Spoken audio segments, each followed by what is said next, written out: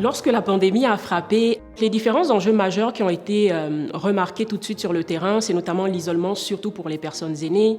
la sécurité alimentaire pour les personnes qui sont retrouvées en déséquilibre financier dû à la perte d'emploi. Un autre enjeu aussi qu'on a pu remarquer, c'est notamment l'anxiété et toutes les maladies liées à la santé mentale. Sous l'impulsion du CIUS, donc du réseau de la santé, on a élaboré un plan d'action qui a été approuvé par les fondations philanthropiques et on a recensé justement les différentes problématiques, donc les enjeux majeurs. À la vue de la situation, plusieurs actions ont été mises sur pied, notamment le projet de soutien à travers la ligne aînée. Donc on fait de l'accompagnement pour les personnes âgées, de la livraison alimentaire évidemment pour les personnes à mobilité réduite, celles qui sont en attente de résultats de Covid-19. Avec notre plan d'action, on avait déjà énuméré les grandes problématiques, mais pour mettre en place ces actions-là, pour les analyser, on avait justement besoin d'un partenaire externe qui pourrait justement avoir une vue d'ensemble, une vue un peu plus éloignée que nous qui sommes concrètement, qui avons la tête plongée dans le projet.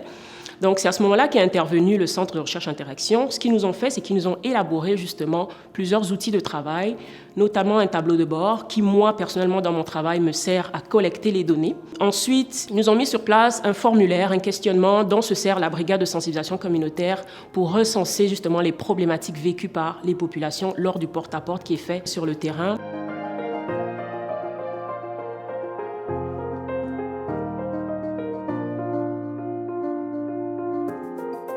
Faire partie de la brigade de sensibilisation communautaire d'Antique Quartier-Ville m'a permis d'être une agente de sensibilisation qui est là pour informer les citoyens par rapport à la COVID-19 et aussi d'être à l'écoute et pouvoir les référer aux ressources disponibles sur le terrain. Quand on se promène, on visite en fait différents blocs ou appartements pour en même temps informer la population des lieux de dépistage dans leur quartier ou leur arrondissement et aussi leur distribuer des masques tout en ayant un contact avec eux, puis briser leur isolement suite à cette pandémie. Grâce à la collecte de données, à travers les outils qui nous ont été élaborés par le Centre de recherche interaction, on va pouvoir avoir une évaluation du projet sur un plan de vue quantitatif et qualitatif, mais aussi un recensement de tous les enjeux, toutes les problématiques des populations pour pouvoir ensuite apporter des réponses un peu plus ciblées. Dès le début de la pandémie, nos différents secteurs de la recherche ont été tout de suite sollicités par nos partenaires, que ce soit des partenaires communautaires, nos partenaires des municipalités, donc dans le cadre justement des cellules de crise, pour fournir un accompagnement et les aider à réaliser leur plan d'action.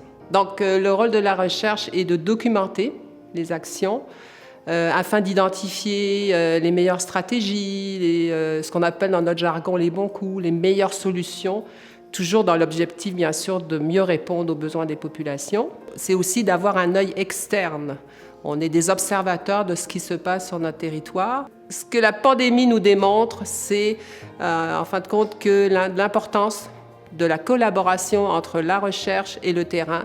afin qu'ensemble, nous trouvions des solutions très concrètes qui auront des effets directs sur les populations.